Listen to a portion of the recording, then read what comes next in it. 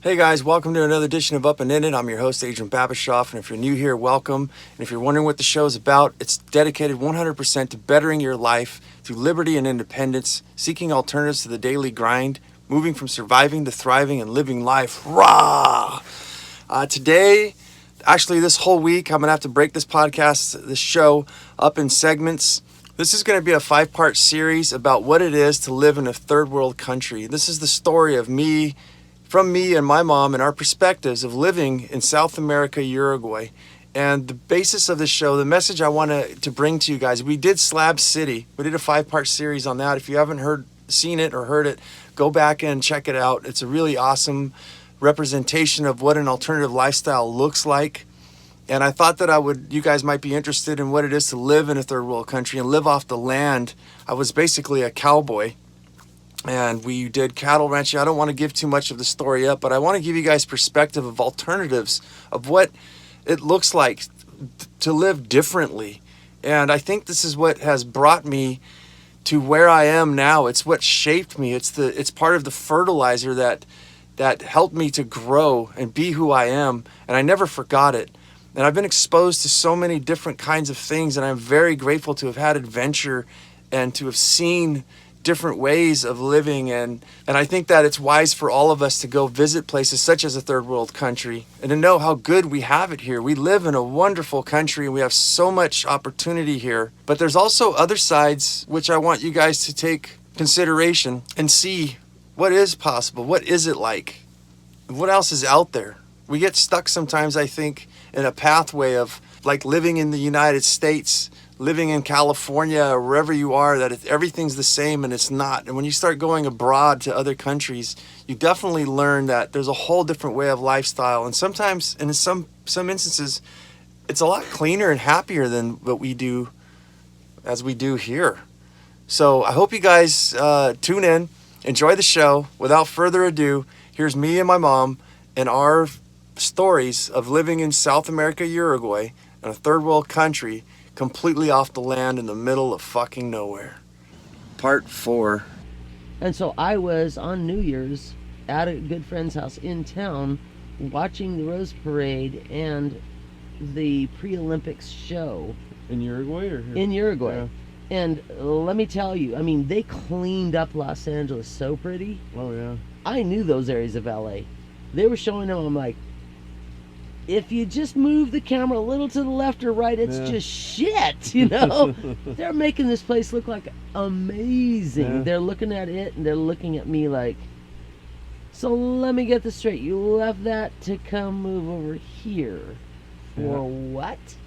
Oh, like, that's well, how do you right. explain that? Your mom gave me that, or you gave it to me. I think it might have been your mom. She saved that newspaper article when I did that presentation at the school. Yeah, Everybody I was believe I interested still have in it. Talking about America. That was me. Yeah, I still have it. I'm pretty sure it's at Jessica's with all the other stuff. Yeah. Yeah, because they were like amazed. Oh, yeah. You came all the way from North America. I was famous in Uruguay. I was in the newspaper in Esperanza. Ooh, population 13 and a half. Got something out in the aquarium in the back we don't want to talk about. We don't talk about that. Nah. Yeah, third world country. What about the?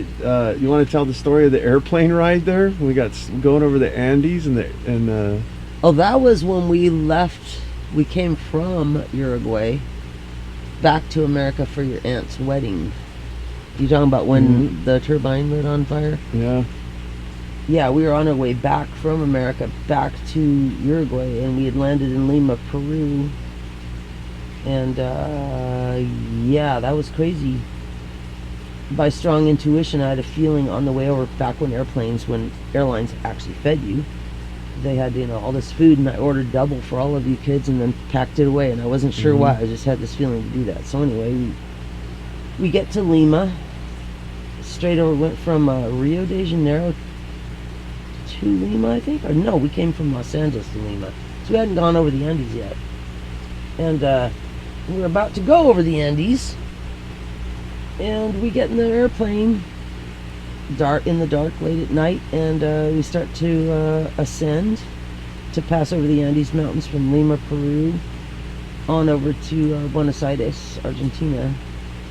and I have this strange feeling something's not quite right. Mm-hmm.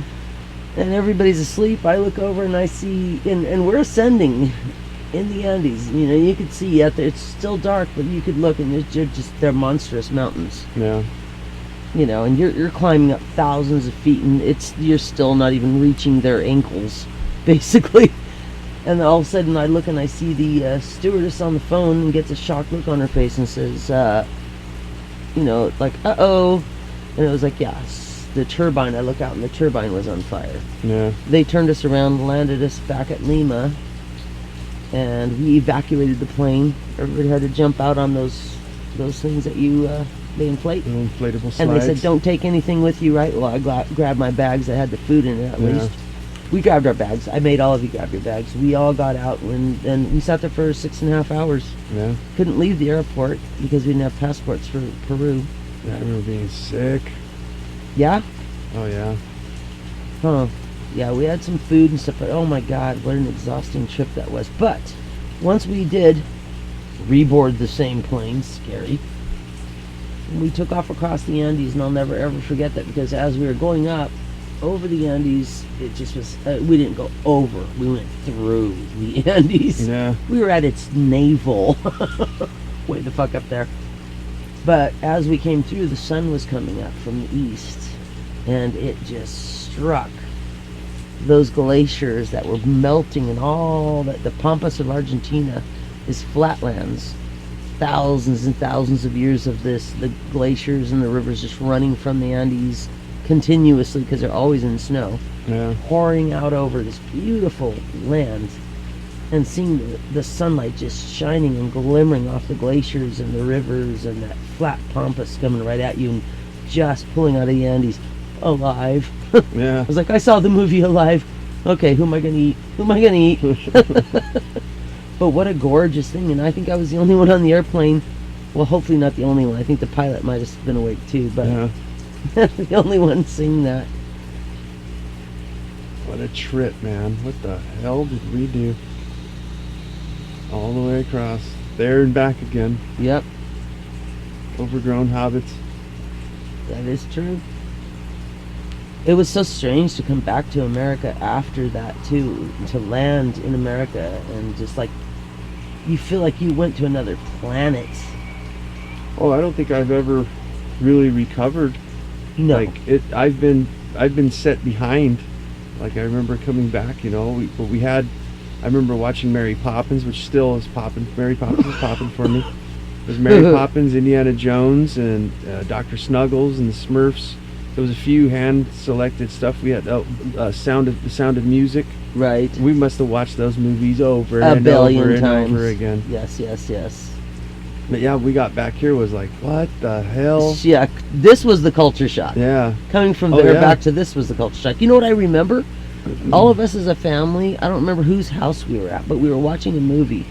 And so in South America, we really didn't watch much. We had our movies, we watched them, but most of the time was just family time around the fire. I don't even remember what we did. We just, we did life, you know, farm life, right? So very quiet and subdued, and living with animals, very tranquil. There are no street lights, there's none of that shit for a few years. Yeah. We got back here and someone had put a movie on, and we were all sitting together, and I will never forget this. It was a moment of probably even not a big deal of violence. Someone shot someone. We all jumped as though we got shot. Just goes to show you how desensitized we are in this country and in this culture. Not just this country, but in this culture. Like, we had just, our brains were saying, I just saw someone get shot, and we jumped like, oh my God, someone just got shot. That's a crazy observation, you know, of how different a person you become when you're at one with nature and you're living off the land. And again, I'm not saying that is all you should do. Yeah. A nice mixture. I mean, we had the technology of the day at the time. Mm-hmm. But yeah, when I take off on my trips and stuff and go, I get so relaxed, and then I start coming through LA. That's what buzzing. I think reminds me of a podcast I heard where the guy was talking about eating organic foods and homegrown foods. He's like, it felt like I had a cold for 25 years, like I couldn't taste my food. Yeah. And when I grew my own food, it was like, oh my God, that's what food tastes like. It's the same thing when you take off. You know, even when we lived in Oregon for a while, Yeah. you get so, you don't know because you're desensitized living here so long. You get out in nature or out, you know, traveling around, and, you know, within 10 days is like my magic number. You forget how everything is, and you come back and just the vibration The in the shock of air, it. the lights, everything, like It's you a said, shock. is like, whoa, people are flying by you. It Yeah, seems like it's a shock. 100,000 miles an hour. It's only like 70. You're driving like 35. Street Hell. sweepers are giving you the bird. Get the I've- fuck out of the I've way, been living asshole. here. I've been living here for a few years, and I still get exactly Yeah. that. I'm like, look, I live a peaceful life on purpose. I can drive this slow because I want to. And by the way, it's the speed limit. Fuck, as far as being free over there, if you wanted to build a Wafati or do something, there ain't nobody gonna hassle you.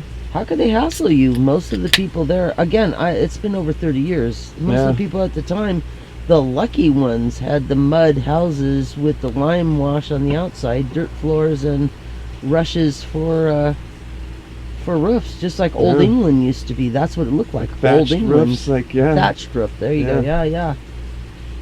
You know, and then other ones is just huts, just mud huts. Yeah. So yeah, of course, anything goes. And again, no property tax, no tax of any kind at all. Yeah. No such thing as tax. Your family, that land stays in your family forever.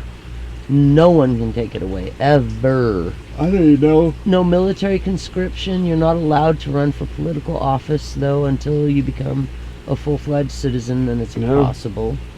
I know it was interesting. You said like the Sanchez's, they had a house in the city of Montevideo and a house, and they would bounce back. What was the deal with Oh, you're that? talking about Or the- Secchi's. Secchi's. Yeah. No, not Secchi's. Yeah, Secchi's next door. Yeah. Yeah, they only lived out on the little farm in the summertime. Yeah. Yeah, had 10 kids. So it was like a Jesus. Catholics. You ain't got shit on. Yeah, no kidding. Did they eat horse? Some people ate horses out there or something. if Oh, I everybody remember. ate horse up there. Yeah. They made a salami out of it. It was really weird looking. It was a big old giant loaf, and it was like pink Yeah. colored. It was called mortadella. Oh. That's the Italians. Yeah, nothing goes to waste though, you know, which I appreciate. I never tasted it. I did taste armadillo though, which was like, you could have disguised it a little bit. I walk in and there's like an armadillo, the shell on its back, and everything's cooked, and the legs and stuff are shriveled into the middle, and they're like, Yeah. let's go, you know. I'm like, whew. Okay, give me some of the grappa. All right, I'll Yeah. try. Tastes like chicken. I can't even imagine like what the hell that would feel like. Just that sense of freedom. I just wonder to myself, is it worth it? All the hard work and But what if you living took without- permaculture down there with you? You know what I'm saying? yeah. And they did. They were permaculturists. Again, Yeah. a lot of the ideas of permaculture I now know, I recognize now. At the time, I was just American agriculture, you know. Polyculture, monoculture, that's what you do. Yeah. That's how you do it. There is no other way. In fact, oh, amazing. Wow, when agriculture came in, you know, wow, that changed our lives. And it's like one of the worst things that ever happened to us. Yeah.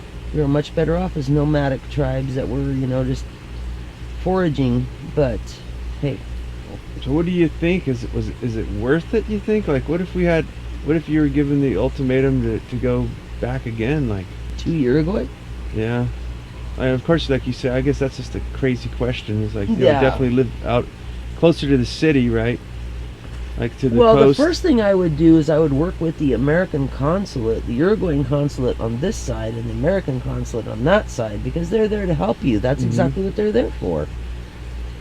But we were with a strict religious group, and yeah, there was none of that. You have nothing to do with government, so very, as far as I'm concerned, you know, ignorant on purpose, which is stupid if you ask me. So yeah, if I were to go anywhere, I would do all my research in advance. Yeah. I mean, I did that just moving from California to Oregon.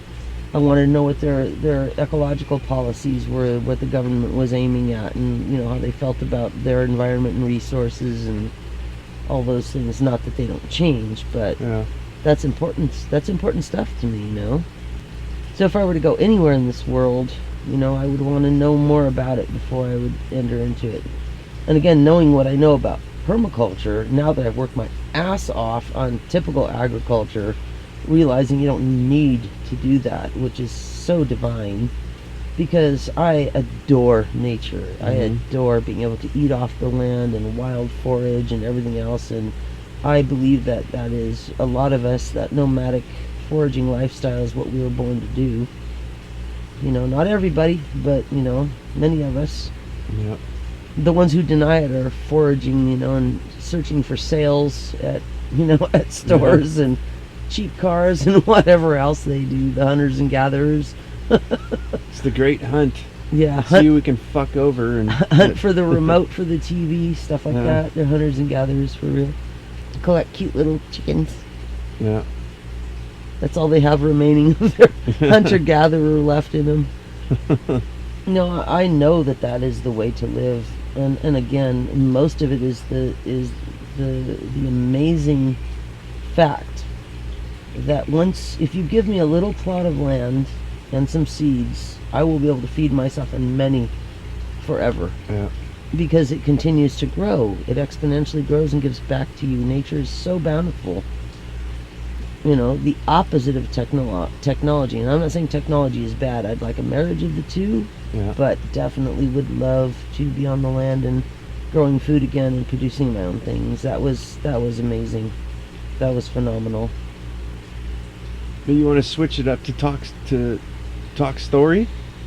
Like, for instance, I remember you got used to when you'd make an omelet, instead of just cracking the egg in the pan or the bowl, we'd actually crack it. There'd be a chickie, Oh God, yeah. or almost foreign, or 2 veins of blood forming towards the yolk, and you're like, okay, well, Yeah. and you just scoop that out, toss it aside, and you then don't waste keep it. on going. Yeah, you don't wait, and Yeah. that ended up being fed to the chickens and the Yeah. dogs or cats, and dogs and cats, and everybody had a job to do. Yeah. Yeah, food did not, nothing went to waste. Yeah.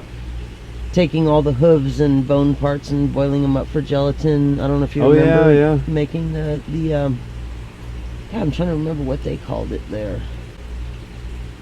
I don't remember the Spanish term, Yeah. Castilian's term for it, but the Russians called it head cheese holodets, which was pure gelatin, super rich in calcium and all. But yeah, nothing went to waste. Even body parts like ears and stuff, tails and things you didn't eat, you gave to your neighbors. We didn't have pigs and hogs, we were kosher, but Yeah. gave body parts and stuff like that to the neighbors who had the pigs and hogs, and then they would give us something else in exchange at some point, some seeds for something or Oh, whatever. I remember hearing the fucking hog when they when were they were butchering it. Oh God, The I know. sound that They were fucking clubbing thing it. made. It was like a woman being clubbed beat it to death? They clubbed it to death. Holy shit! Are Yeah. you fucking kidding That me? was at the Secchi's. Wow. All the animals were freaking out. We were Yeah. all freaking out. Yeah, I remember. That was just eerie. Oh, Yeah, it was screaming. Yeah, that was horrendous. That was one of the worst things I've ever Ugh. heard. god damn! It makes me feel horrible. They I know. clubbed it. Oh, god damn. And like I said, the horses, I remember the horses were just running around like in a craze. Yeah. Like, what's going on? What are you humans doing? I don't know. Why would you do that and not just shoot it? Yeah. I guess they or didn't just have a cut its gun. throat or. I know. Well, I also remember it was like fucking Wizard of Oz, the storms. It would just be a black line coming across the Yeah. sky. And everything's still. You're like, Super. oh, eerie too. Yeah, not still. Yeah. Like a stillness you can feel. Yeah. It's palpable. Mm-hmm. And then you just sit there and you could feel it. It's like Mother Nature's going, I hope you're ready for this, because I'm a-coming to get ya.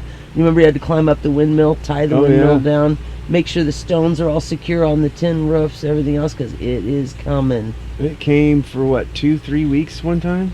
It did not stop. I remember it washed Yeah. our driveway out. Yeah, we had several weeks of just pure downpour. I mean, pouring it was down. coming off the roof like a fire hose. Oh yeah. Yeah, that's the locals there told me that in their lifetimes what had changed is they had dammed up the Rio Negro up closer up towards the Amazon, and they said once they did that, the weather patterns had never been the same. But who knows? I mean, I think it's cyclical too. I think a lot of that we're not in understanding of how cyclical things could be, or we could be screwing it up. I don't know. That Maybe big stretch of land and everything too. I'm like, yeah, I don't know. Yeah, pretty crazy stuff though. Yeah. It was beautiful though, if you recall. You'd start to see, you'd look on the horizon and you just start to see, what is that? It looks a little gray, and then it starts to be, oh shit, it's pitch black. Mm-hmm. It's just a ribbon, all the entire horizon. Again, a flat land like Kansas, Montana. Flat, dark ribbon, and it would start to ominously grow. And sometimes as it would grow up, it would start to almost look like you're underneath the ocean waves. And then it would hit just boom. Beautiful though.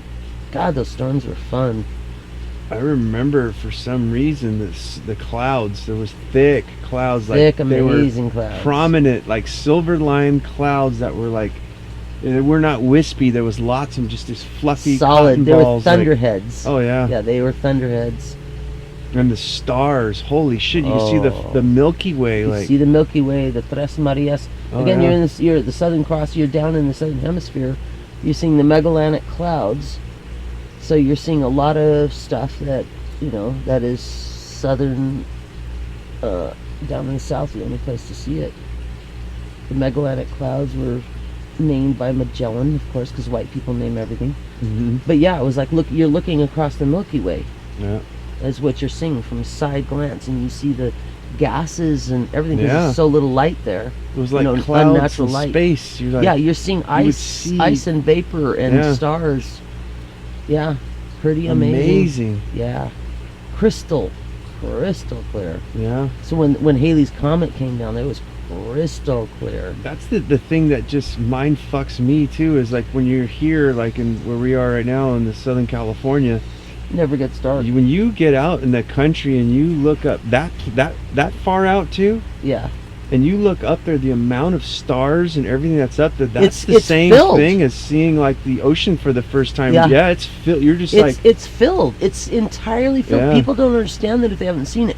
It's completely filled. with stars from It's- horizon, from the bottom Oh, yeah. to the whole dome. It's just like Yeah. large, medium, small, tiny specks, this gases. It's just like Blinking it's and- full. It's Yeah. full. I mean, Oregon was pretty damn close too, Yeah. and the desert's pretty damn close. But all the unnatural light Not is even what close to that. blots it out. Yeah. Yeah, as I said, and it probably isn't like That's that where I now. was saying is like, yeah, go to the desert or something out here. You're like, whoa, look at the stars. No, Yeah, you have no idea. no. You go there and it's like, holy shit. And we didn't even see Yeah. like imagine if you're up in the Andes Mountains, Mhm. what that looks like. That's just unbelievable. Like again, I said Uruguay, what it was when we were there, I have no idea. It looks on Google Earth, Google Yeah. Maps, it doesn't look like it's changed that much, honestly. I remember- Impoverished nation. For fun, we'd go to the swimming holes that we had. There was a couple. We had that one. I remember we would go with the whole families. It was the by river. a bridge. Yeah, we go to that river. We went to the hot springs. Mm-hmm. Yeah, I that's got right. struck by lightning in the water in the hot springs. Uh-huh. The thunderheads were heading over, and everybody was like, just all the Uruguayans ran out. I'm like, Yeah, ooh, I got to pull to myself. They're like, you need to get out of that water. But yeah. I just go to get out. I step up and I grab the metal rail and it's Yeah. like the cartoons, and they're all like, ah.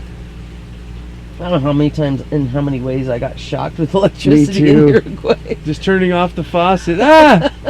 Just checking the water to see if it's ready for me to make soup. And Remember the sucker fish in the water were huge. I wonder sometimes if they weren't like a mini piranha. Yeah. Because those little guys, you're sitting there in the river, you're just like, oh, they come up and like, oh, they're eating the dead skin or whatever they're doing. Then all of a sudden you're like, hey.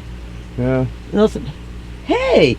I mean, Yeah. they're starting to like, feels like they're going to start taking chunks pretty Yeah. soon. If you sit still, you can't sit still that long. Which we're probably idiots. There was probably all kinds of shit in there that could have Oh, yeah. really hurt us. Look at the smart white people swimming in the Oh, pond. I went there Yeah. on my motorcycle all by myself Yeah. and got naked and was swimming in there, and there were some water snakes and stuff in there. I'm like, I could have gotten bitten and Yeah. died. Nobody would have even known. So we had the water moccasins, I think, too. Remember, it looked like a tiger's, like it had like lumps on, like a forehead and everything. It was a water snake.